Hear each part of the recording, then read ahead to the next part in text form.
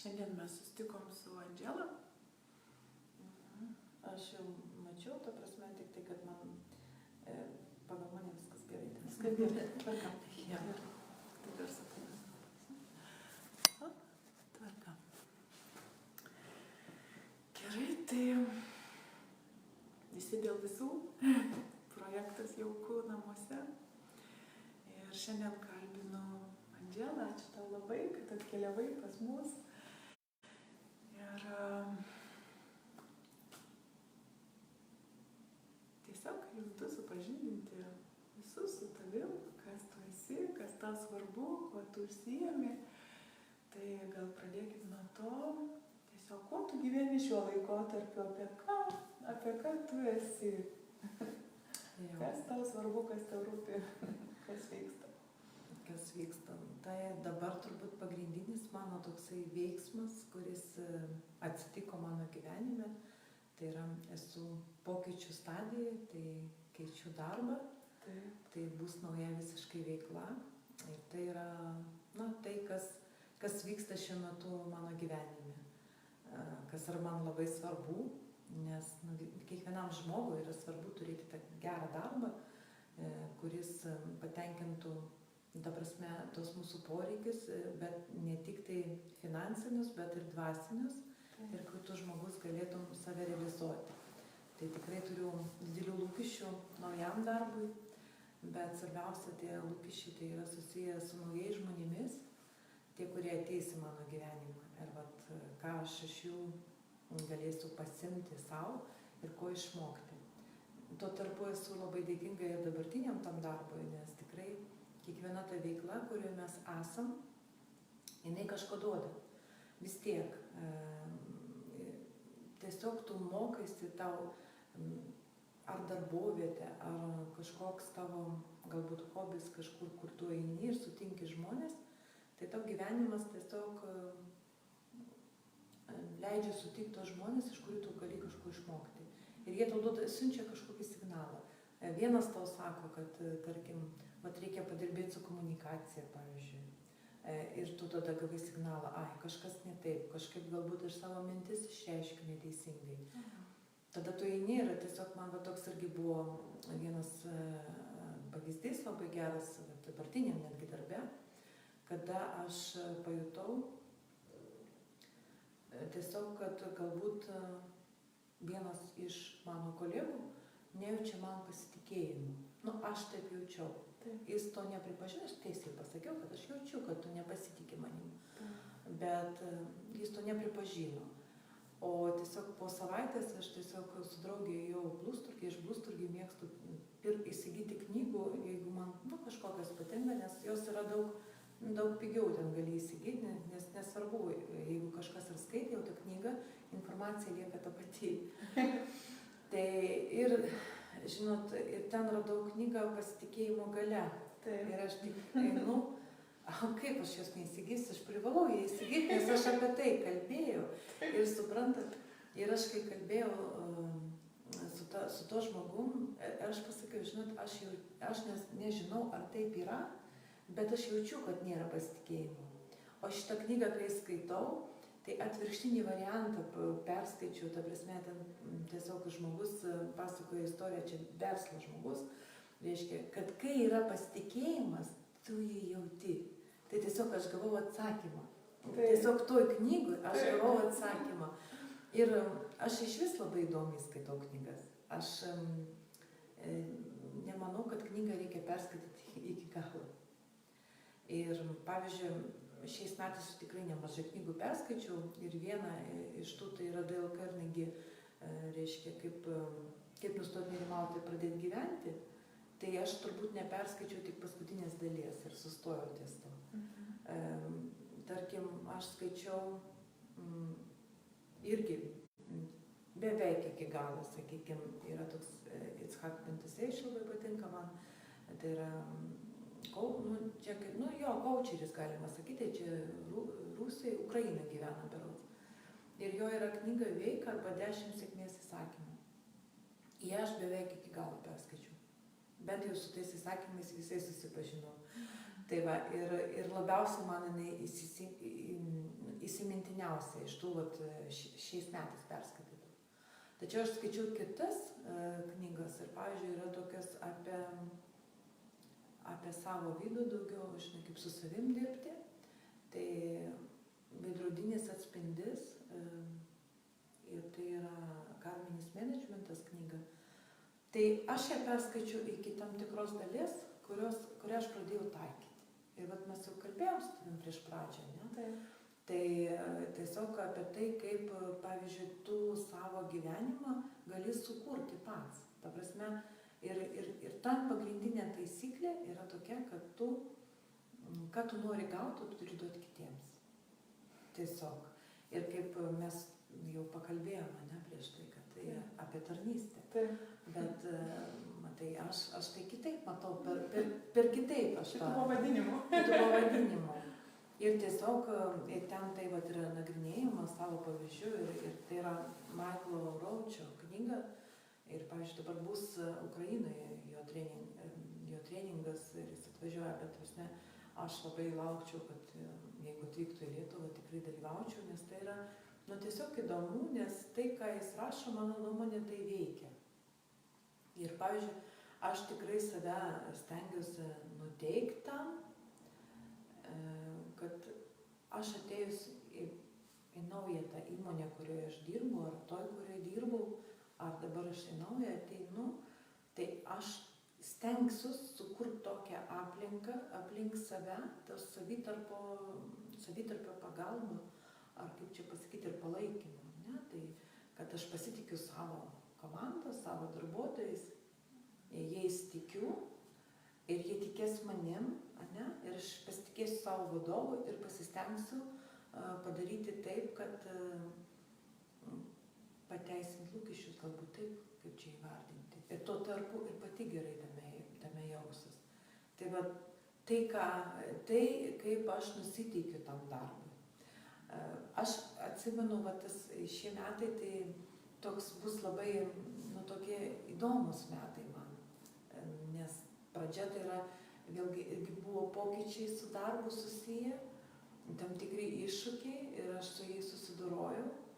Ir aš ir prieš tai buvusi ta įmonė atėjau irgi su tam tikrais lūkesčiais. Ir aš mačiau, kokias aš pamokas gaunu iš tos darbo vietos, iš to, ką aš kuriu. Ir kokie žmonės atėjo ir kokia visa atmosfera. Ir aš žinau, ką aš pasiėmiau savo iš to.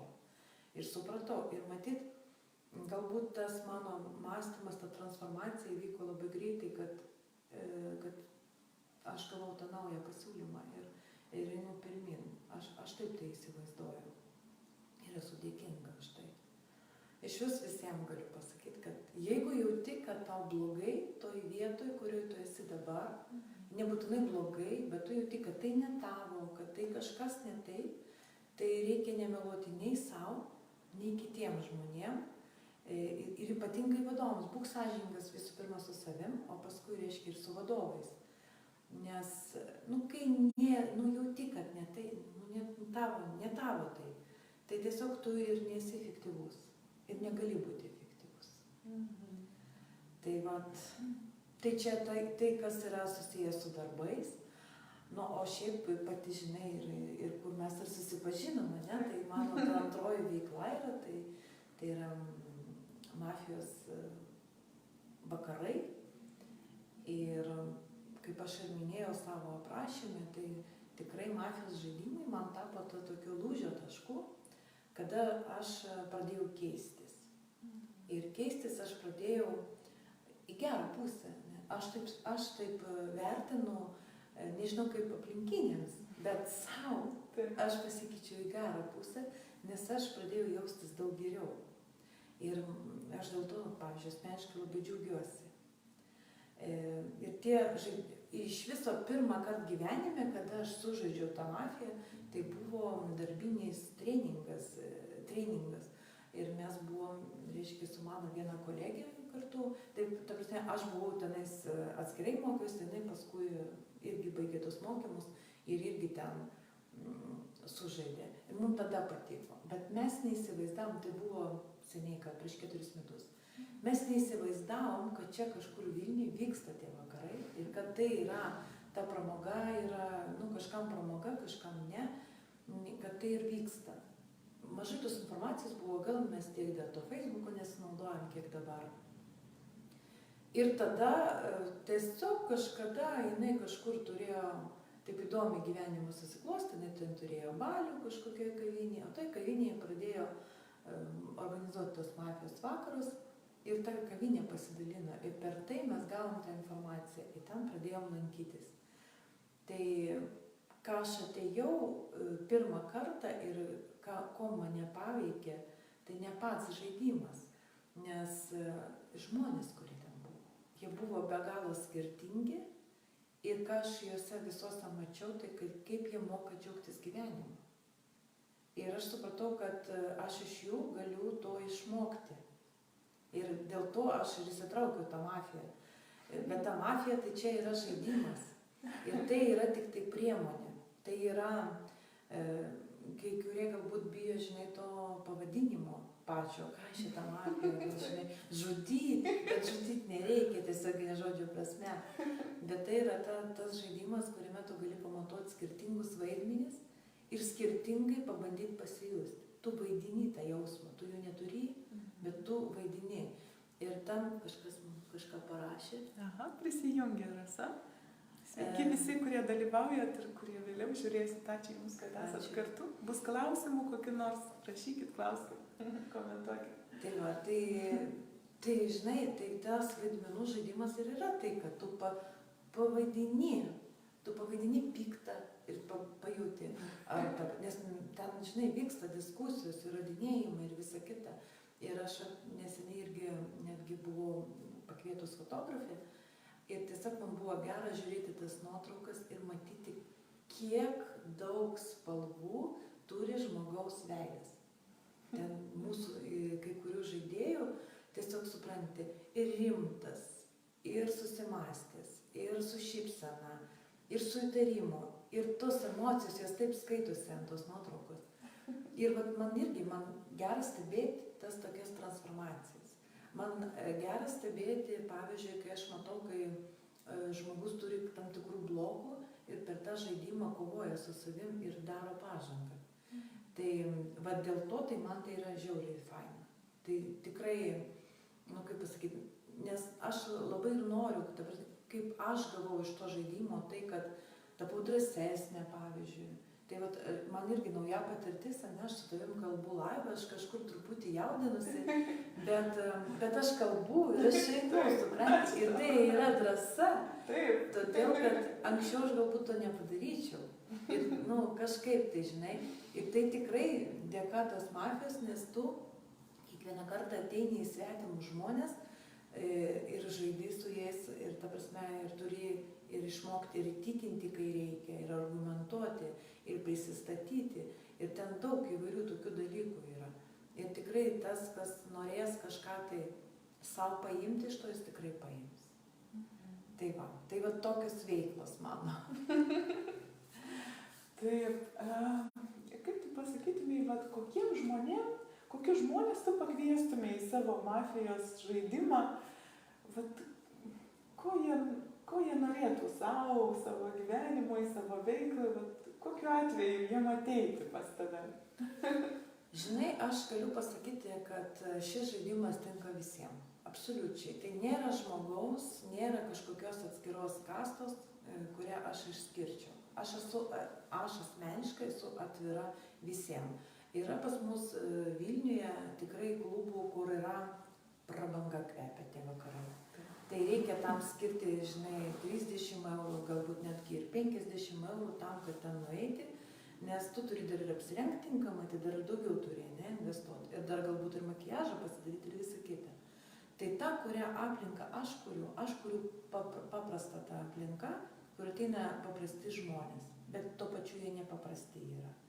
Ir jeigu, tai aš netgi kalbu apie tai, kad paprasta namų šeimininkė, jinai irgi gali ateiti tam, kad pasijausti, pabūti tarp žmonių. Aš netgi važiuodama iki tavęs, aš tiesiog mąsčiau apie tas moteris ir dažnai aš daugelį grupių Facebook'o esu. Ir kartais skaitai tas anoniminės istorijas, kai moteris pasakoja. Aš užsienį, aš su 2 vaikais, vyras smurtauja, dar kažkas, tai aš neturiu draugų, neturiu kur eiti, ką man daryti, patarkite. Ne? Jinai pirmą žingsnį padarė savo gyvenime, tai kad jinai kad ir anonimiškai, bet kažkam papasakoja šitą savo situaciją. Tačiau, jeigu tą moterį, mes turim suvokti, jeigu tu neturi draugų, kodėl taip yra? Tai yra todėl, kad tau, kai buvo gera, tau jų nereikėjo. Tu dabar esi blogoje, sunkioje situacijoje ir tau reikia, bet tu neturi, nes tu į tai neinvestavai. Tai man yra svarbu, kad žmonės, tarkim, arba moteris, ne, kad jinai nebūtų viena, kad jinai turėtų kur nueiti ir rasti tų draugų ir draugių. Jinai turėtų su kuo pabendrauti. Tai nebūtinai mafijos žaidimas. Čia yra ratas mafijos žaidimas, kur tu gali ateiti kartą į savaitę, pabūti su žmonėm, rasti naujų pažinčių. Bet tikrai, kai tu pradedi pabūni toj mafijos žaidime, tu sužinai, kad dar vyksta tokie kontaktų vakarai kažkur tai, kad vyksta dar pažinčių kažkokie tai vakarėliai, kad vyksta dar, tarkim, moterų išpajutimo ratas, ne, kad neatsimenu tiksliai kaip, bet ta prasme, ne, tu susipažįsti su žmonėm, kurie dar kažkokias veiklas daro. Ir per tai tavo pažinčių ratas, jisai platėja, tu įgauni žinių. Ir tikrai tik nuo mūsų priklauso, ar mes turėsim tų draugių, ar mes turėsim tų draugų. Nes gal jie nebus tie tikrieji draugai, žinai, su kuriais tu gali visko pasidalinti. Bet tai bus pažįstami, kad jeigu tu kažkokiam, tai žmonės linkę padėti. Tikrai kiekvienas nori pasijusti geru ir kažkaip padėti. Man, pavyzdžiui, kas yra sunku, man yra sunku prašyti pagalbos. Aš tai savyje, tai tikrai išgryninu ir man tikrai yra sunku. Jeigu man yra kažkas tai negerai, nueiti ir pasakyti, žinai, padėk man yra sunku. Bet aš tą žinau, aš su to dirbu, žinai. Bet ta prasme, bet padėti kitiems, kai pas mane ateina, niekada nepasakiau, nebent tai yra tikrai neįmanoma tai padėti. Nes, yra tam tikri dalykai. Aš turiu tam tikras taisyklės, pavyzdžiui, kai tarkim kažkas, pavyzdžiui, skolinimosi taisyklės. Aš galiu paskolinti žmogui, jeigu aš turiu tuo metu, ir tai nėra paskutiniai mano pinigai, bet yra tam tikras terminas. Ir mes susitarėm. Ir jeigu tas žmogus man pavėluoja, man reikia jį paraginti, kad grąžintų mano pinigus, aš daugiau niekada nepaskolinsiu. Nes, tiesiog, tai yra tokia taisyklė pas mane.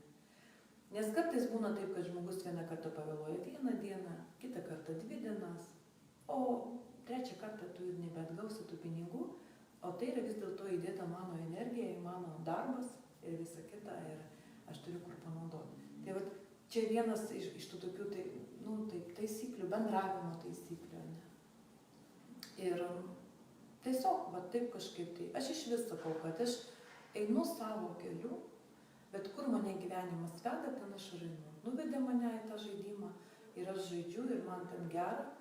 Aš rinkuosi, man ten gera ir aš einu. Kažkas tai labai dažnai irgi pastebiu. Man vyras neleidžia, bet tu esi laisvas žmogus. Taip, tu esi santuokai, tu esi prisiėmęs įsipareigojimus, galbūt reikia tartis, bet jeigu tau vyras neleidžia to daryti, kas tau yra gerai, tai blogai tada. Aš taip galvoju. Ir mūsų santykiai su vyru, tarp kitko, irgi pradėjo keistis, kada aš mafiją pradėjau žaisti. Nors aš čia galbūt taip yra intimu ir plačiai galbūt ir nepasakosiu, bet jie tikrai perėjo į geresnį stadiją. Tokia. Kartais irgi mąsto moteris, kad vyras sakė, kad jis bus laimingas, aš čia taip, tiesiog sakau, su sarkazmu biškį, kaip pavyzdį, ne? Kad man vakarienė paruošta, indai išplauti, namai sutvarkyti, ten vaikai prižiūrėti, aš atėjau, čia laikraštį paimu ir viskas gerai. Tokioje santuokoje dažnai vyrui būna nuobodu. jis priprato, jam gera, jis turi tarnaitę, bet jis neturi moters šalia, kuri yra individas, kuri rūpinasi savim vidum kažko tai tokio įdomaus, ne? Moteris man taip atrodo, kad jis turi biškį kaitinti kraują. Ir kada jis gauna emocijų, bet čia manęs nepaklausė, nepadarė taip, kaip aš pasakiau, aš čia turiu tvarkytis. Aha. Mes turėjome įdomią diskusiją, kada vyrai eina į kairę, atsiprašant, ne? Ir aš turėjau tokį ginčijimąsi ir su manim labai nesutiko, kad vyrai eina tada, kada namuose blogai. Jie eina tada, kada namuose yra viskas gerai. Nes žmona po padu, apskalbtas, švarus, gražus, namai tvarkingi, viskas gerai, visko pasirūpinta, jam yra nuobodu. Ir iš nuobodulio eina. O kada žmona gražiai, pasipūšius, turi savo veiklų, neskiria viso dėmesio tik jam vienam, jam pavydas ir jis tada turi su savo ūkiu tvarkytis. Sutik, tame yra, čia ne mano mintis, tarp kitko, čia irgi tiesiog tie žmonės, kurie ateina ir su kuriais daliniesi, ne? Ir kai tas žmogus pasakė, tai aš susimaščiau, jis teisus, tikrai taip yra. Ir dažnu atveju, kai būna ten, tarkim, turtingi kokie politikai, dar kažkas tai, ir mes skaitom istorijas, kad tai kairė, tai jam nebuvo blogai namuose, tikrai, turbūt. Tai visko pasirūpinta, švarus namai, gražus namai, visko yra, bet kažko trūksta. O trūksta, kad kaitintų kraują. Tai tokie mano, pamąstymai. Tai apie tai, kas ateitų. Man iš tikrųjų norėtųsi daugiau pritraukti moterų, kurios tikrai jaučiasi vienišos. Ir kad jos pajaustų, kad per tos buvimus kažkur jos gali rasti ir draugių, ir draugų, ir tiesiog jaustis gerai. Išbandyti save, išbandyti savo kažkokius elgesio modelius, kurio tu galbūt neišbandysi gyvenime. Ta prasme, mes, pavyzdžiui, visą tvardomės, o žaidime tu gali netgi vaidinti tai, ko tu neturi. Nors čia yra, su to žaidimu aš įsitikinau taip, kad kai žmogus kažką daro žaidime, tai jis ir gyvenime panašiai elgiasi. Vaidina save. Taip, vaidina save. Jis to nepripažįsta, nes mes turėjom tokį žaidėją, labai emocionalus, žiauriai emocionalus ir rėkdavo netgi, per tą žaidimą. Ir mes sakydavom, kodėl taip darai? Čia aš žaidime tik toks. Taip nebūna. Jeigu tu gali žaidime rėkti, tu reiškia ir gyvenime gali rėkti. Tai yra tiesiog, o galbūt net jis to nežino, jis tiesiog per tą žaidimą gali sužinoti, kad jis gali taip. Tai taip. Mano vizija tokia, Ir iš vis ateities tokia svajonė yra, galbūt irgi tikrai kaip ir seminarai ar dar kažkas, tai tas mažos grupės panašiai. Aš nesu nei psichologė, nei kažkas, tai aš neturiu specialybės, bet tiesiog kažkaip buvau, nes aš domiuosi įvairiom tom veiklom, yra daug žaidimų, yra transformaciniai žaidimai, kurie yra iš tikrųjų transformaciniai, tai yra Lila, ten visi tai Lila noriu sužaisti, bet niekaip man nesigauna. Tai tiesiog buvau viename Kalix, ėjau apie santykius iš tikrųjų, norėjau. Bet mane įleido į žaidimą, turėjau užduoti klausimą tik apie darbą. Tai matyt, ir dėl to ir keitėsi man tas darbas. Ir gyvenimas mane veda ten, kad tu turi pirmą darbą susitvarkyti, tada santykius tvarkysis. Nes kai jausis gerai savo toj pagrindiniai veikloj, tai ir visa kita tvarkysis. Tai truputį nuklydau ir pamiršau, ką norėjau pasakyti. Reiškia, nesvarbu buvo. Kad tu norėtumai dalintis. Taip. Dalintis savimi, taip, su grupėmis. Tai šitam žaidime, kai aš buvau, tai ta, kur vedėja buvo, jinai psichologė iš Ukrainos buvo atvažiavus. Ir jinai, įdomi tokia moteris, jinai veda tos žaidimus ir dar jinai ten turi kažkokią knygą, bet aš labai neįsigilinau, nes man tai nepatiko, bet ką jinai pasakė apie mane, kad tiesiog yra tas potencialas. Ir aš sakau, gal aš svarsčiau net psichologiją eiti studijuoti. Sako, negadink to, kas tau duota nuo Dievo. Nes iš tikrųjų išmokti būti ten, sakykime, psichologu ar dar kažkas, tai tas praktikas, tu gali skaitydamas ir tu pasirinki tada tą literatūrą, kuri tau tinka, kuri tau patinka, tu nori ją skaitai, nori ne. A kada tu eini studijuoti, tau kažkas tai sukūrė programą ir va taip yra ir ne kitaip. Ne? O kaip su to, ką paskui daryti, kaip tą taikyti, kokiais būdais taikyti, niekasgi nepasako. Ir tai ir viskas, nu tiesiog. Tai žinai, tai tą galima kurti, padėti ir tom pačiom ir moterim ir visą kitą, galima kurti per tai, kad tos vakarus organizuojant, kad jie turėtų į ką atsiremti. Nes tikrai, ta prasme, yra tikrai labai daug, aš kiek va tose grupėse būnu, ir tikrai nusutinka, ir kas antras postas, neturiu draugių, ieškokit būdų surasti tas drauges, ieškokit būdų būti tarp žmonių, nebijoti žmonių, nes nėra taip žmonės labai blogi. Ir tiesiog reikia vidum pajausti, su vienu žmogumu aš galiu lengvai kalbėti, aš galiu lengvai apsikabinti, aš negaliu dar taip kaip Beatričė, ne su visais gali apsikabinti, aš dar taip negaliu. Tai irgi reikia dirbti, žinai, bet galbūt ir nereikia to. Galbūt mes irgi, mūsų tą aurą kažkaip tai mūsų saugo, kad va šitą žmogų aš galiu apsikabinti, man gerą, o su šitu žmogum galbūt aš va taip turiu būti ir tai mano komforto zona su šito žmogum. Bet galbūt aš su juo pabendrausiu ir ta zona, sumažės. Arba atvirkščiai padidės. Tai yra irgi reikia, nes žmonės skirtingi ir tai yra faina. Tai yra skirtingi.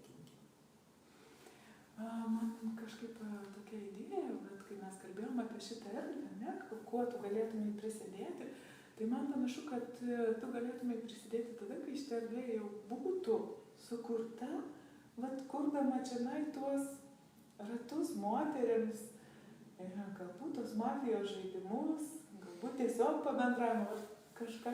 Iš tikrųjų, kažkaip taip. Čia irgi yra moterų, ane? Taip. Vilniuje tai turi pasirinkimą. Taip. Tu turi kur nueiti. Taip. Ir kur pabūti ir iš ko pasimokyti. Taip. O čia galbūt mažam miestelį ir tikrai mažiau tų tokių, žinai, dalykų yra. Kodėl ne? Galbūt. Aš nežinau, kaip mane gyvenimas nuves. Taip. Galbūt. Kažkokia seka. Taip. Tiesiog. Aš tiesiog suprantu taip, kad taip kaip klostosi, taip kaip aš sutinku žmonės ir kur aš atsidūriu, tai taip ir turi būti. Tas žaidimas, aš turėjau pati perėti kažkokią transformaciją ir lygiai taip pačiai aš tą gavau, aš noriu pasidalinti. Ir kaip mano, sakykime, viena pažįstama pasakė, gal tu tiek įdedi širdies, aš tikiu, kad kada nors tai taps tavo pagrindinė veikla.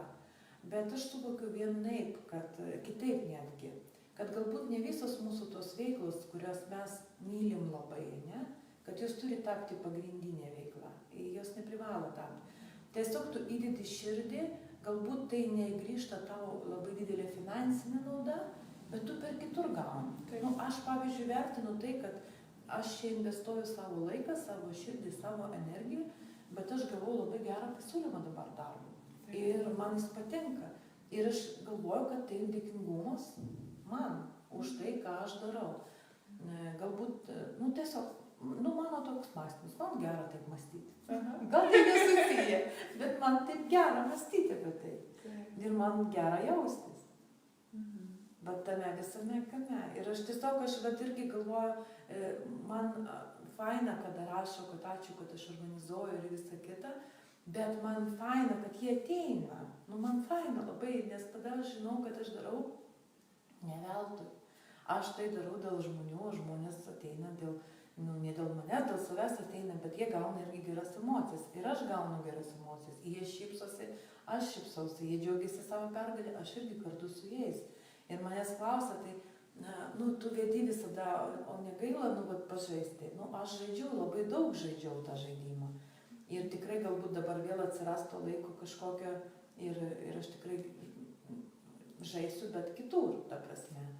Ir tiesiog, o tą, ką išmoksiu, perduosiu jiems. Ir man gera tom žiniom dalintis ir visą kitą. Tai va. Jaučiu tavęs paklausti, tu sakei, kad tau sunku yra prašyti. Ir kad tu su tuo kažką darai. Ką tu su tuo darai, kaip tu mokaisi Kaip stiprini šitą savo vietą? Na, žinai, aš sakau, jau gerai tai, kad tu žinai, kad tai yra tavo silpnybė. Nes tikrai man buvo iššūkis, ne šitam darbė, bet prieš tai, kur aš dirbau darbę. Ir visada aš ten turėdavau, žinai, tokių atsarginių variantų. Ir mūsų pagalbos prašymas tai buvo darbuotojų prašymas. Tai yra tiesiog, kada tu susiduri su tam tikrais iššūkiais, tau serga žmonės arba nepavyksta rasti greitai darbuotojai, tau reikia papildomos darbo jėgos. Ir tu turi skambinti kolegams ir prašyti. Tai visą laiką iki to aš buvau ta kolega, kurio prašydavo. Kokie 5 metai, dažniausiai tai būdavo. Ir jau paskutiniam etape aš susidūriau su to, kai kelis mėnesius mano rytas prasidėdavo nuo to, kad aš turėjau tam tikros specialybės darbuotoją surasti iš kitų padalinių ir tom kolegiams skambinti ir prašyti. Žinai, ir tai ką aš galiu pasakyti, tiesiog reikia daryti. Kiekvieną kartą lipti per save, man sunku prašyti, bet aš privalau, nes kitaip bus blogai ir tiesiog aš tą darau. Ir tu vieną kartą darai jauti didelį diskomfortą, tada truputį mažesnį ir prie to pripranti. Tiesiog pripranti prie to jausmo ir tiesiog darosi lengviau. Bet iš tikrųjų padėti yra lengviau negu prašyti pagalbos. Tiesiog tu kažkaip, mes dar veikiami esam minčių, ne? Čia aš kaip sakau, pavyzdžiui, kaip tau skambina ir siūlo kažką nupirkti. Tarkim, draudimą siūlo. Jų toks darbas yra. Aš, pavyzdžiui, jų visai, aš atsikratau iškart, nes aš mėgstu ten pasirinkti kažkaip tas paslaugas pati ir tiesiog to įkyrumo nemėgstu. Ir taip buvo, kaip ieškojau darbo, kad man siūlė vis tą, žinai, tai draudimą, tai dar kažkur tai. Ir aš aš nematau save toje veikloje. Kodėl? Dėl to, kad aš visada juos atstumiu tos žmonės. Ir kiekvienam žmogui, aš manau, yra svarbu nebūti atstumtam. Kiekvienas žmogus, jis nori būti priimtas. Ar jis nori būti priimtas kažkokioj visuomeniai, ar kažkokiam būrelyje, ar mokyklos klasėje, pradedant nuo mokyklos, ar darbovietėj priimtas į kolektyvą. Ir tai yra žiauriai taip sunku, kad tave gali atstumti. Ir čia jau reikia dirbti su to, kad atstumė ne tave, bet tavo paslaugą. Bet aš vis tiek pagalvojau, kad ne. Bet tai sustabdė, aš suvokiu, kad tai sustabdė mano nusistatymas, mano nuostatas tos. Jeigu žmonės dirba, tikrai dirba tą darbą, o kita vertus pagalvoja, jeigu tu suteiki tam darbui vertę, ne apie podus aš kalbu, kur pardavinėja, nes podą aš galiu pasirinkti parduotuvėje. Bet kai siūlo, tarkim, gyvybės draudimą ar dar kažkas tai, ir jeigu tai yra tikrai ta kokybiška paslauga, ne vienadienė firma, o tikrai rimta firma, tai tikrai tai yra rūpestis žmogaus senatvė, orė senatvė. Ir tą reikia taip suvokti. O aišku, jie dirba, jie nori atlygio, tai yra faktas, tai tiesiog jų darbas toks. Tai viskas priklauso nuo to, kokią mes suteikiam prasmę. Ir savo darbui, ir kitų žmonių darbui. Jeigu aš pagalvosiu, pas mus irgi vieną tokią kalbą kalbėjo, vienas iš žaidėjų, tiesiog per savo tą prisistatymą minutę vieną, ir jis pasakojo, sako, žinot, ką jūs pasakytumėt, aš dabar taip pažodžiu neprisiminsiu, bet buvo toks žmogus, kuris labai mylėjo savo šalį, labai stengiasi, pakėlė ekonomiką ir visą kitą. Ką jūs apie tokį žmogų pasakytumėt? Kad geras vadovas, ne? O paskui pasakė, o dėl jo mirė 40 milijonų žmonių. Ir tai buvo Adolfas Hitleris. Tai yra, kaip tu suteiksi kokią prasmę jo veiklai, taip ir bus. Nors čia, skaudi tema, į tą nenoriu gilintis, bet tiesiog irgi tokios kalbos, ne? Tai kiekvienas darbas, jis turi dvi pusės. Viena pusė yra gera, a kitą pusę galima blogą suteikti. Ir kaip tą pateiks, jau čia komunikacija. Taip kaip ir tie PR-ai visi, ne? Kaip veikia, kaip dabar, pavyzdžiui, tos visos, kiek daug internete informacijos ir kaip aš matau, kaip žmonės, pavyzdžiui, Tai masiniam psichozėm pasiduoda įvairiom, ne, kaip ir eskaluojamas, pavyzdžiui, tarkim, vaikų atiminėjimo tas viskas, ne. Tai yra žmogui, tai gyvybiškai yra tokia svarbi funkcija būti mama ir, nu, turbūt tai čia niekas neįsivaizduoja, ne. Bet ant kiek tos priemonės visos kartais iškreipia tą informaciją, mesgi nežinom, kaip iš tikrųjų yra. Ir kaip kiekvienam atveju buvo iš tikrųjų, mes nežinom, mes ten nebuvom. O žurnalistai patikė taip, kad tą burbulą išpūsti kuo daugiau. Nes kaip tikrai labai daug įvairių tokių situacijų, kada ir tėvai neteisingai elgiasi. Tikrai tai būna ir tada sako, o nereaguoja. O kada sureaguoja, va, neteisingai padarė. Mes ten tiesos niekada nesužinosime. Tik aišku, kad kiekvieniem, nu, mamai, kiekviena yra svarbu, nu, kad jos vaikas būtų šalia. Tai man irgi labai svarbu, aš irgi labai myliu savo vaikus ir iš viso aš ir šiandien ryte pasakiau, sakau, jūs esate svarbiausia man gyvenime. Ir jie tai žino. Tai ir, turbūt ir kiekvienos moters ta laimė yra, nu, kad jos vaikai būtų laimingi. Bet ateiti į tai, kaip jie turi tapti laimingi. Tai ne tai, kad vat, kaip aš įsivaizduoju, kaip jis turi būti laimingas, kad jis ten turi, žinai, BMW kokį nors paskutinio modelio ir yra direktorius. Jam gal visai fainą mašiną krapštyti ir jis ten medituoja. Žinai, nu, mes kartais norėdami gero tik pakenkiam. Tai vat, aš bandau save nuteikti, kad jie turi patys pasirinkti savo gyvenimą. Aš taip galiu vesti, padėti, palaikyti, visada būti šalia, jeigu reikia. Bet jeigu reikia ir jeigu prašo. Nežinau, po 20 metų galbūt aš visą kitaip šnekėsiu, žinai, kaip yra su to. Aš įsivaizduoju, žinai. Bet aš labai noriu tikėti, kad aš ir po 20 metų turėsiu tokios veiklos, kur aš galėsiu save realizuoti ir bandydama daryti gerą savo vaikams, jiems nekenkti. Nes, nu, jie turi, aš įsivaizduoju, kaip aš dabar kažką kuriu ir jie kurs, ir turės savo vaikus, turės savo šeimas, turės savo darbus ir to laiko man liks mažiau. Taip kaip dabar galbūt jie norėtų daugiau laiko savo, nuo manęs. Žinai, kaip yra, tai viskas grįžta. Tai tiesiog labai, nu, noriu tikėti, kad bus tos ir sveikatos ir viskas, žinai, kad aš galėsiu rūpintis pati savim ir dar kažką kurti.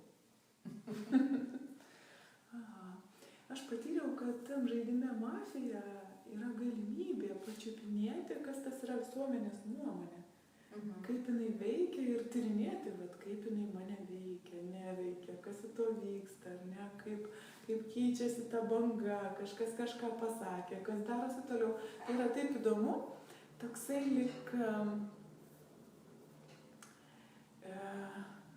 lyg netikras pasaulis, bet ir kartu jausmai, jie yra tikri tą akimirką, jie yra vat, žaidime, bet nu, vat, mes juos išgyvenam tą akimirką. Ne? Taip, nuomonės formavimas tai yra tikrai vienas iš to tokių aspektų, kaip čia įgūdžių, kuriuos galima lavinti šitam žaidime. Dėl to, kad tu gali spręsti pagal tai, pavyzdžiui, kad aš pasakiau taip ir taip, ar manęs paklausė, ar ne.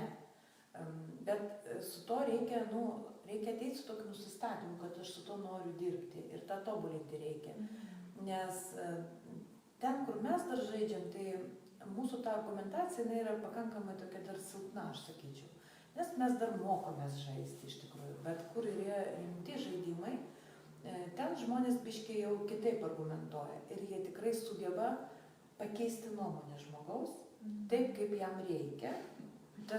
Čia savotiškos netgi tokios kaip dėrybos vyksta. Ir tu esi apribotas, nes tu negali atsakyti žmogui. Žmogus turi savo minutę ir jis formuoja tą nuomonę. Ne? Ir tai yra taip, tai galima tą lavinti tikrai per Mafiją. Ir ne tik nuomonės formavimas, tiesiog netgi tas, žinai, iškalbingumas savo. irgi tu per tai, nes ta Kaip pateikė. Nes gerai, kad tu žinai ir tu tą situaciją matai taip, ane? Bet tu turi ją taip pateikti, kad kiti žmonės patikėtų irgi. Jų žodžiais, ne savo žodžiais, o jų žodžiais. Ir turi rasti jų argumentus ir juos išsakyti. Tos argumentus, kurie bus svarūs tiem žmonėms. Tai yra labai geras įgūdis gyvenime. Tai yra toks dėrybinis įgūdis, kuris, pavyzdžiui, tikrai gerai pardavėjams labai, aš sakyčiau, kai reikia parduoti, ne? Kai tu žinai to daikto geras savybės ir kokios jos, ne tai, kas tau yra svarbu. Nes, pavyzdžiui, kas yra svarbu vyrui, tarkim, šeimos galvai, arba moteriai yra skirtingos savybės to pačio daikto, ne? Jeigu vyrui, kad ten patogu būtų, moteriai galbūt, kad gražu būtų, nu tiesiog ir vat per tai reikia žinoti. Ir taip pačioj toj mafijai irgi. Vienam, pavyzdžiui, pasirodė, jeigu tu, pavyzdžiui, tau pasirodė, kad tas žmogus buvo susikaustas, kuris kalbėjo ir kurį tu įtarinėjai, o kitam žmogui pasirodė, kad jis atsipūtęs. Ir tu sakysi, man jis susikaustas, jam atsipūtęs. Tai jeigu tu kalbėsi savo argumentų, tai to žmogaus tu nepalenksi į savo pusę. Tu turi kalbėti jo argumentais.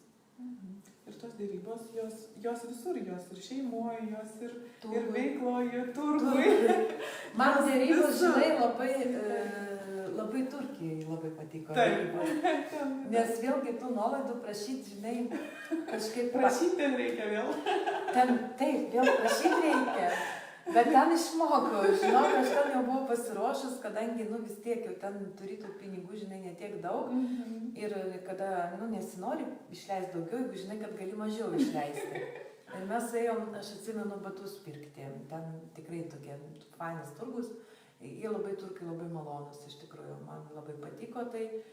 Ir aš turėjau tokią, žinai, piniginę kiaulytės formos, apvali tokia kaip knysliukas. Ir iki to laiko, kol žinojau, kad važiuosiu, aš vis savo dėdavau po 1 eurą kiekvieną dieną. Tai buvo arbatpinigiams skirta ir pirkiniams tokiems. Ir aš, žinai, kaip ateinu, o jie visada duoda dvigubai, ta prasme, brangesnę kainą, tu žinau, kad turi per pusę susidėrėti, tada jau susidėrėjai. Ir aš, žinai, pasiimu, sakau, aš negaliu už tai, pažiūrėk, sakau, aš taupiau metus laiko, sakau, supranti, po 1 eurą, sakau, man dar reikia sąstai, dar reikia mamai, dar reikia ten, žinai, aš tikrai negaliu, žinai. Ir, gerai, ten nusidėrėjom visą kitą dieną atėjom, man atrodo, čia gal dukrai ar vyrui pirkom, o kitą dieną atėjom su sūnumi pirkti. Sako, vaiko šitą, sako, tave tai aš jau pažįstu, viskas, vienu žodžiu, gerai, už tą kainą galutinę ir viskas, jau jie suprato, kad vis tiek reikia dėrėtis, žinai. Taip, tos dėrybos, tai tikrai noriu pasakyti, bet tokį patarimą, jeigu kas važiuoja kažkur tai ilsėtis, tai būtinai reikia, tikrai dabar YouTube tiek visko yra ir galima susirasti apie tą vietą, kad neapsigaut, nes dabar mes irgi planuojam kelionę į Tunisą jau dabar. Ir tikrai domiuosi, ten biškiai yra kitaip jau negu Turkijai. Ir domiuosi, kaip ten, ką ten nuveikti gero, ne? Ten kiti visi ten į Saharą siūlo, bet aš dar nežinau, ar aš ten važiuosiu. Bet ten yra ir be Saharos ką pamatyti. Bet ten yra lygiai taip pačiai, tose yra tokių visokių niuansų, žinai, kai bando apgauti žmogų. Tai ne visai galbūt apgauti, bet patiklų žmogų sutikti, ne? Kai tu, pavyzdžiui, atvažiuoji, ten yra Medina, turgus, ir tu tenais atvažiuoji ir atbėga koks arabas ir sako, o klausyk, aš tave viešbutį mačiau, atsimeni, tu iš tikrųjų to žmogaus nematei, bet jis tiek tave įtikina ir lydi tada iki savo krautuvės, ta krautuvė brangi ir tu pradedi pirkti, žinai, tos daiktus, kurios galbūt tu nepirktum. Tai tiesiog irgi reikia pasidomėti apie kultūrą, kaip elgtis ir visą kitą. Tai yra, taip aš darau, bet ir patariu kitiems, nes tai tikrai veikia. Taip kaip mes į Turkiją važiavom, vėlgi buvo grupės Facebook'e ir visa kita, ir pasidomėjom, kur galima pigiau kokias ekskursijas nupirkti, kad būtų patikima, kur galima sutaupyti ką, ir tikrai neprašojom. Tai yra tiesiog reikia ruoštis. Kelioniai, poilsiui irgi reikia ruoštis. Tarp kitko, aš kažkur skaičiau, kad žmogus patiria daugiau malonumo ruošdamasis atostogam, negu atostogaudamas. Tai yra ta pasiruošimo būsena, lagamino krovimas, ten daiktų pirkimas tom atostogom ir visa kita, jis irgi patiria labai daug gerų emocijų. Ir dabar vat irgi pajutau tokią dar mintis pasidalinti. Buvau irgi tokiam neseminarė, bet tiesiog konsultacijai ir ten irgi žmogus veikia, dirba savo verslą. Ir kvietė, reiškia, organizuoja tokius vakarus daryti koliažą. Paskui aš kitoj knygoje radau moksliškai pagrįstą dalyką, kad tas koliažas yra veikia, kad tai yra toksai tiesiog savo vizijos nusistatymas į priekį. Tai yra, pavyzdžiui, yra, negerai reklamuot, bet yra, nereklamuosiu, bet pasakysiu taip, Lietuvoje yra tokių parduotuvių, kur yra koliažinių nuotraukų labai fainų, jeigu kas norės paklausti, pasakysiu, kur galima nupirkti. Ir tiesiog tu turi sukurti savo, pavyzdžiui, nauji metai ir sukurti nori savo viziją, kur tu nori būti po metų. Tai iš žurnalo, iš galbūt savo senų netgi nuotraukų arba iš kitų kažką tai. Tu tiesiog nori kažkur nuvažiuoti pakeliauti. Įdedi keletą nuotraukų tų gražių vietų, kurias tau norėtum aplankyti. Nori tu būti, pavyzdžiui, dabar esi pardavėja, tu nori būti vadovu, ne? Tai įdedi ten, žinai, kompiuteris, ten tokia ofisinė vieta, žinai, ir kad tu svajoji, kad tai ten tau bus gerai. Nori tu kažkokių ramybės minučių geroj bažnyčiai, gražioj vietoje, ar dar kažkas, tai įdėk ir kitokių nuotraukų. Ir va tą, reiškia, tą viską, ką tu nori per vaizdą padaryti ir pasikabink savo, va taip, kaip mes sėdėm, tai jeigu aš lovai būčiau, tai kad taip man ir kabėtų. Žinai, ką aš dabar pakabinus? Aš iš savo paskutinės kelionės nuotraukas pasikabinus, 6 gražiausias iš fotosesijos, nes aš tą noriu pakartoti ir viskas. Man, aš kitų svajonių neturiu, man patinka keliauti ir viskas. Ir aš ten žiūriu ir galvoju, va, kitais metais pakartosim, bus naujas koliažas. Tiesiog, kas tau yra tuo metu svarbu? Būna kartais, pavyzdžiui, moteris negali, aš nežinau, tai suveiks, bet galima pabandyti, bet būna, kad nori pastoti, ne, ir negali. Tai pasikabink savo ten mažų vaikų, ten galbūt dar kažką žaislų, dar kažkas tai. Ir tiesiog įsivaizduok tą akimirką, kai tu jau turi. Ne apie tai, kaip tu stengiasi tai pasiekti, bet kad tu tai jau turi. Ir galbūt tai ir padės ateiti. Aišku, jeigu tai neskaudina, bet nes kai būna žmonės po 10-20 metų bando ir nepavyksta, galbūt tas koliažas tai jau negatas, gal negats į pagalbę, tai neveiks tada gal to nereikia daryti. Tai tiesiog, tai vat, aš tą radau ir knygoj, kad tą reikia daryti, albumą kurti, savo ateities albumą. Tiesiog aš neprisiruošiu iš tikrųjų, bet aš žinau, kad yra tas būdas, bet aš iš tikrųjų neprisiruošiu pati pasidaryti. Ta prasme, mažą kažkokį albumą irgi iš tų pačių nuotraukų, iš kažkokių tai kažką tai, ir jeigu tu kažko to labai nori, tai tiesiog irgi vakare pasižiūrėti per tas nuotraukas ir pajausti, pabandyti pajausti, kad taip, nes tiesiog, kai tu į tą žiūrėsi, tavo jau mintis suksis apie tai, kaip tą pasiekti. Nes mes dažnai galvojam, ką, man nesiseka, man negerai, man aš nepadariau, man nepavyksta tą, aš bijau, ne? O kada tu žiūrėsi į tą jau kaip į rezultatą, tai įkvėps tave eiti ir daryti. Ta prasme, nes man, pavyzdžiui, taip irgi buvo su tais mokymais, tarkim, pas Sergejų, kur aš buvau, verslo laboratoriją galima surasti. Tai tiesiog mes ten, man tas, žinai, apie mafijos darymą man sukosi mintis jau prieš tai, kol aš pradėjau veikti. Bet būtent, kad kai aš su juo susipažinau, jisai suteikė tas, žinai, ir patalpas, ir galimybę. Ir taip paskui atsirado kitas žmogus, kuris mane atvedė pas kitus žmonės. Ir tas projektas pradėjo vystytis. Tai tiesiog aš vieną supratau, kad jeigu tu kažką nori daryti, tu turi tiesiog daryti. Tiesiog daryti. Aišku, ten yra daug visokių priemonių. Sudaryk planą, ten pagal planą. Ne visiems tinka dirbti pagal planą. Kažkam būna taip, kad tiesiog jis gavo mintį ir jis turi ją dabar daryti. Be plano. Aš, pavyzdžiui, be plano darau. Tiesiog, aš nemoku tai planuoti. Skaičiau daug informacijos, kad su planu geriau ir daug mokslinių tyrimų, kad, pavyzdžiui, kai žmonės turi aišku planą, jie daug daugiau pasiekia. Man neišeina kol kas. Tavo planai daugiau yra per tą jausminę kūrybą. Tokia, sukuri tos vaizdus ir kažkaip taip. Taip, mano apie jausminę tokia, taip. Aš, ta prasme, dabar jau aš tokiam žinai, nu, negaliu sakyti pavyzdžiui, bet jau kada tau virš 30, mane, tu neturi laiko gaišti tam, kas tau neįdomu. Nu tiesiog, nes jeigu tu gaiši tą laiką, gyvenimas praeis, tai tada kas? Nes va, tai šiandien papuolė tokia frazė, žinai, kad baisiausia gyvenime yra nespėti.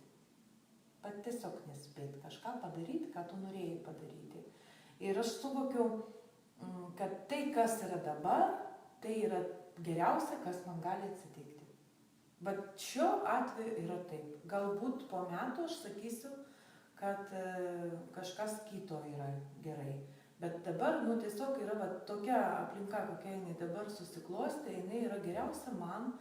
Ir mes turim tai, ką mes nusipelnę turėti. Mes turim tiek pinigų, kiek mes galim jų valdyti ir su jais susitvarkyti. Jeigu aš galiu valdyti 800 eurų, aš daugiau neuždirbsiu. Jeigu aš galiu 1,5, aš uždirbsiu 1,5. Galbūt ateis laikas, kad aš galėsiu valdyti 50 000, kaip dalinosi, pavyzdžiui, ten vienas lektorius, kad per vakarą su žmona 50 000 eurų uždirbo. Tai viskas priklauso nuo to, su kokiais auditorija dirba. Jeigu jis dirbo su auditorija 5000 žmonių, tai taip, tikėtina, kad taip galima. Tai tiesiog galbūt ateity ir man tai bus.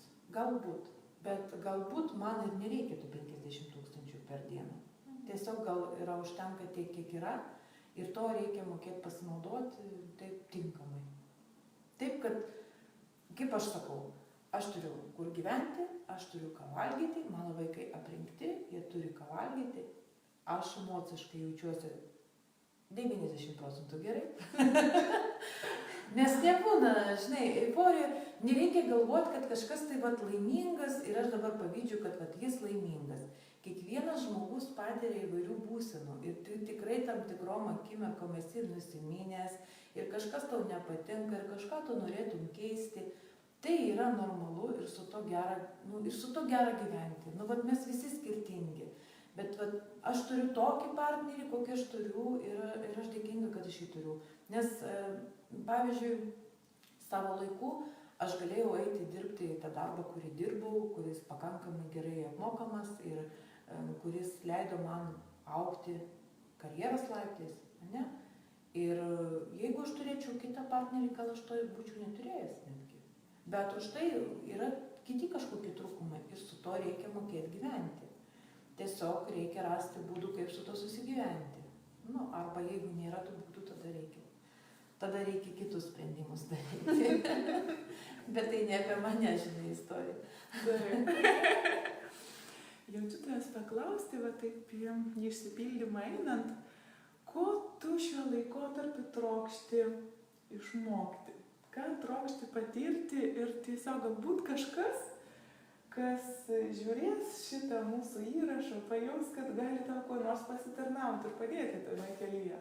Galbūt tu kažką pati turi tam padaryti, bet galbūt kažkuo ir kiti gali padėti. Tiesiog, ko tu trokšti mokytis šiuo laikotarpiu, ko tu mokais? Na, žinai, dabar aš, kadangi turiu iššūkį naują ir aš einu į tą, žinai, naują darbą, ir kol tu turi ten padaryti kažką, pirmą turi ten pastatyti. Tai aš įsivaizduoju, kad tos pusę metų aš virsiu ir mokysius kažkur tai ten. Ir didžiausia ta veikla ir visa kita suksis apie tą darbą. Galbūt tai įvyks greičiau, viskas gi nuo manęs priklauso, ne? Ir ne tik ir nuo mano komandos, aišku, bet ta prasme, jeigu man pavyks tai greitai sustiguoti ir atsirastų laiko savo daugiau, ne? Bet dabar, suvokiai, jeigu tau duoda geras sąlygas, tu turi pateisinti lūkesčius. Sustiguoti viską ir kada viskas įsivažiuoja savo vėžes, tada jau gali kažką ieškoti. Na, aš tikrai, aš nežinau, žinai, nėra taip pas mane, ką išmokti. Aš tiesiog einu ir mokausi nuo tų žmonių, kuriuos aš sutinku. Iš vienų, pavyzdžiui, tarkim, vieną moteriškį, kur sutikau, jinai tiesiog papasakojo, kaip jinai investuoja pinigus, žinai, dar kažkas tai. Tiesiog kokiais būdais, žinai, ir ta prasme, aš čia užsikabinau, čia įlindau puslapį, pažiūrėjau, daryt, nedaryt, žinai, bet aš turiu su to pabūti, žinai, pamastyti, ar taip, iš vis tiek rizika yra. Tai irgi galvoju, kaip man geriau. Kito žmogaus tu tiesiog matai, pavyzdžiui, kaip kažkokį savo, tarkim, verslą kūrė, dar kažką tai. Ateina žmonės, kurie, pavyzdžiui, matau, kad yra galimybių klubai įvairūs, kur žmonės dalinasi savo istorijom. Ir tiesiog aš manau, kad per tą informacijos srautą ateis tikrai tas žmogus, kuris man kažkur pastums į priekį. Ar su ta mafija, ar tai ne su mafija bus. Nes aš netgi galvoju galbūt ir apie tos transformacinius žaidimus mokytis pačiai vesti. Vėlgi, bet tai yra viskas reikalauja investicijų. Yra toks mokymas irgi yra dar human design, tai kai yra tam tikrų tipų žmonės pagal gimimo datą. Ir aš galvoju, kad tame galbūt, aš nežinau, tai 100% žinai viskas veikia.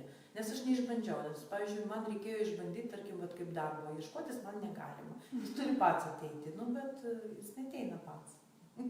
Tai va, tai žinai, tai neišbandžiau, bet esminis dalykas, kad viską turi, mano tipas yra generatorius, ten kas nori, gali pasidomėti, kas tai yra human design, ir yra internetinė, netgi galima tą pradžią pasidaryti patiems. Ir tiesiog, reiškia, tu turi pajausti, kada tu nori keltis. Bet, pavyzdžiui, aš pajausiu apie pietus tik tai. Tai va, o ten pagal tą tipą, reiškia, tu turi ir gyventi taip, supranti, jeigu tu nori 12 valandą keltis, tu ir turi atsikelti 12. O kaip vaikai, atsiprašau, jie irgi apie pietus pajaus. Tuomet, nors jų ir tipas kitoks. Tai, žinai, tai kartais taip neišeina, nes gyveni vis tiek pagal protą gyveni. Bet dar kol kas man neišeina to išbandyti. Gal kai būsiu pensinio amžiaus, žinai, tada galėsiu bandyti. O dabar, neišeina. Tai va tiesiog tas įvairios tokios veiklos, įdomios jos ateina ir aš manau, kad galbūt tą savo mafijos žaidimą aš transformuosiu ateityje kažkokius pasibuvimus moterų, kur moteris, bet tai būtų klubas tokių moterų, kurios norėtų bendrauti ir lavinti savo kažkokias tai savybės. Ir tai būtų pastovūs susitikimai, kažkokie su pastovių ratų, kurie ir tai jiem duotų naudą. Kartu augti. Kartu augti, taip. Aš nuo jų, jie ir kažkaip joms padėti. Aš save labiau sieju su to. Ir ar tai bus per mafijos žaidimą, gal tai bus netgi ne per tai. Nes aš turėjau netgi tokią mintį sukurti knygų skaitymo klubą. Yra toksai Vilniuje, bet, pavyzdžiui, aš nežinau, kaip aš čia dabar, ar aš perskaitysiu Aną Kareniną, kad ten nueit, nes man sunkiai skaitosi. Suprantate, aš gal pirmą dalį jau perskaičiu, bet jų dabar tikslas, tai rusų kalba vyksta, ir jų dabar bus ten lapkričio kažkada, ir bus apie Aną Kareniną, ne? Tai diskusijos paskui vyksta. Tai yra irgi ratas, kur tu būni su žmonėm, kur žmonės yra išsilavinę, ir tikrai tu iš jų gali kažką išmokti, ne? Bet tam, kad man ten nueit, man ją reikia perskaityti. O jinai sunkiai skaitėsi. Tai mano mintis būtų, žinai, kurti tokį klubą, kuriame mes skaitytume, pavyzdžiui, psichologinę literatūrą. Arba kažkas tai tokio, žinai. Ir kai mes, pavyzdžiui, ateinam visi perskaitę tą vieną knygą, tarkim, tai bus susitikimas kartą į mėnesį, ir mes apie tai diskutuojam, kiekvienas kaip tai jaučia, ne? Kažką tai, kažkokį blogą vesti, galbūt dar kažkas tai tokio, žinai, kad būtent per tą bendravimą, nes kai tu ateina 10 žmonių perskaityti tą pačią knygą, jie visi ateina su savo patirtim ir su savo mintim ir visiškai kitaip supranta. Ir kada mes visi pasikalbam ir mūsų galbūt požiūris pasikeičia, ir kiekvienas vis tiek išeina su savo to supratimu. Kaip aš suprantu tai, ką aš perskaičiu, ir dar plus, kaip kiti suprato. Aha, galbūt tikrai taip. O aš galvoju taip. Aš dar, ką irgi girdėjau, kad kai kurias knygas reikia perskaityti. Po 5 metų, pavyzdžiui. Ir tu visai kitaip jas pamatysi. Jos atneš tau visai kitą informaciją. Visiškai kitaip tu tą žiūrėsi. Tai taip, o aš šitas knygas, kaip aš jau minėjau, aš jas skirtingai skaitau. Aš jas skaitau taip, kad aš paskaičiau kitos vietos, kur aš galvojau, ką aš turiu vykdyti, ką aš manau, kad aš taikysiu, ir aš tą taikau. Paskui būna taip, kad aš, pavyzdžiui, praeina kažkur savaitę 2, aš vėl paskaitau tą knygą. Ir vėl, ir kitą. Ir galiu iškart 3 knygas skaityti po biškį. Tiesiog. Ir tiesiog aš įsivaizduoju, kad kiekvienoj tai, ką aš turėjau gauti iš tos knygos, aš gavau. Taip kaip, pavyzdžiui, pasidalinsiu, yra Dale Carnegie, kaip nustoti nerimauti ir pradėti gyventi. Yra Viljamo Carriero taisyklė. Vat kaip nustoti, ne? Kai tu jaudiniesi. Dėl kažko tu jaudiniesi. Pavyzdžiui, tu eini į pokalbį dėl darbo ir tu jaudiniesi. Ir ką su to daryti? Reiškia, tu sėdi ir galvoji, taip, okei, kas gali atsitikti, kai aš nueisiu tą pokalbį ir kas gali atsitikti su manim blogo. Ir galvoti, blogiausias turbūt dalykas tai, kad mane nepriims į darbą. Okei, aš susitaikau su to, kad mane gali nepriimti į darbą. Nes galbūt kitas žmogus atėjo su geresnė kvalifikacija, o galbūt mano yra per aukšta. Tiesiog, aš su to susitaikiau. Bet jeigu man svarbu gauti šitą darbą, aš turiu pasiruošti pokalbį. Tiesiog, aš ieškau būdų, kaip man sumažinti galimą pasiekmę. Ir dažniausiai tai, ką mes nervuojamės ir pergyvenam, gyvenime įvyko. Įvyko savai, be jokio streso, be nieko, viskas įvyko, viskas pavyko ir viskas praėjo. Tai tiesiog, irgi, šitoj knyga tokia istorija. Bet aš atsimenu, dabar, kas man ateina į galvą, tai būtent šitą taisyklę. Ir kartais reikia perskaityti tokią knygą, tam, kad tu mintį vieną išsisaugotum. Taip kaip apie tą pasitikėjimą, ne? Taip. Jeigu jis yra, tai tu jį tikrai jausi. Ir kai tai atkartoja tavo, tik tai atvirkštinė seka tavo prieš savaitę sakytus žodžius, tu supranti, kad taip, aš šitoj knygai tą perskaičiau, tai man yra patvirtinimas. Kai aš norėsiu vėl kažkaip tai gerinti tą pasitikėjimą, aš grįšiu prie tos knygos ir skaitysiu toliau. Dar aš, pavyzdžiui, matau, kad yra žmonių prisijungusių, tai norėčiau labai patarti apie santykius. Tai yra labai gera knyga Robin Norwood, Moteris, kurios myli per stipriai. Tai yra labai gera knyga. Tai yra, bet kas man joje labiausiai patinka, kad ten yra ne tik krūva istorijų, kur psichoterapeutė pasakoja, ne? Bet ten yra ir receptas, kaip pabandyti išeiti iš to visko. Ir aš vertinu tokias knygas, kurios nėra apie kažką tai bendrą informaciją, kurią tu gauni ir nežinai, kaip daryti. Tai yra net toks piešinys, ratas, kaip ta moteris, reiškia, sukasi šitame visame kame ir kaip jai išeiti. Ir kad vienas iš tų būdų yra, tai yra būtent plėsti savo networkingą. Tai yra turėti tų pažįstamų, turėti su ko bebendrauti. Nebūti tik tai savo, ta prasme, priklausyti nuo vyro ir neturėti savo erdvės. Mes kiekvienas turim savo pasaulį, kurį neturėtume leisti, netgi savo artimiausio žmogaus. O tie būtent vyrai, kurie yra agresyvūs ir kurie yra negeri, sakykim taip, ir netinkamas partneris gyvenimui, jie siekia ką? Iš pradžių pas tave draugės nebeateina, paskui nereikia tau dirbti, aš tave išlaikysiu. Ir taip toliau, ir tu gaunasi viskas. Namai, vazonai galbūt maisto gaminimas, televizorius, melodrama, kokia nors galbūt dar Facebookas geriausiu atveju, jeigu turi telefoną. Ir jeigu tu ten dar sugebi surasti tą informaciją, kuri tau padėtų, nes ten tikrai yra, bet tu, pavyzdžiui, kai su nieko nebendrauji, tu net nežinai, kad tos grupės gali būti kažkokios, ne?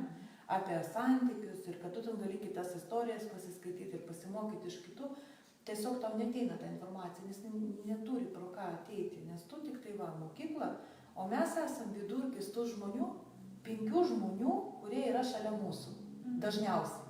Ir įsivaizduokite, jeigu 5 vaikų mama vieniša, ir jeigu jinai neturi nieko daugiau, jinai tik apie savo tos vaikus, tai kokia jinai yra, atsiprašau, bet tikriausiai bus infantiliai, nes jinai gyvens vaikais, bendraus su vaikais ir, ta prasme, jeigu dar pažiūrės, paskaitys kažką tai knygas kažkokias, tai tada taip, bet ar daug skaito dabar knygų žmonių? Labai tikrai mažai, nors galbūt man taip tik atrodo, bet žinai, bet aš manau, kad nedaug tikrai. Ir kaip irgi įsivesti tos žmonės, kitus, ne, tai nebūtinai žmonės turi būti, tai gali būti netgi skaitimas biografijų. Tai tarkim, aš dabar irgi bijau sumaišyti, bet Amerikos prezidentas kažkoks, tai nepasakysiu kuris, bet tiesiog jis turėjo kažkokius, turi savo, pavyzdžiui, paveikslą, pakabina kažkokio žymaus žmogaus, jis kaba pas jį kažkur kabinete, jis skaito jo biografiją Ir jis tokiu būdu, jis liktai iš jo mokosi. Tai ir mes taip galim mokytis, iš knygų mokytis. Tai yra liktai mano draugas kažkoks, kuris mane veda šito keliu. Gerai. Sakyčiau, toks labai įvairiapusiškas gavosi pokalbis šios dienos. Toks ir tikslas, man atrodo. Taip, gražus, įdomus, prasmingas.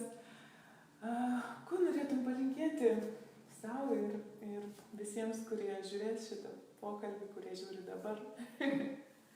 Tokia išsipildymo pabaigai. Ką aš norėčiau palinkėti, tikrai nebūti vien savyje.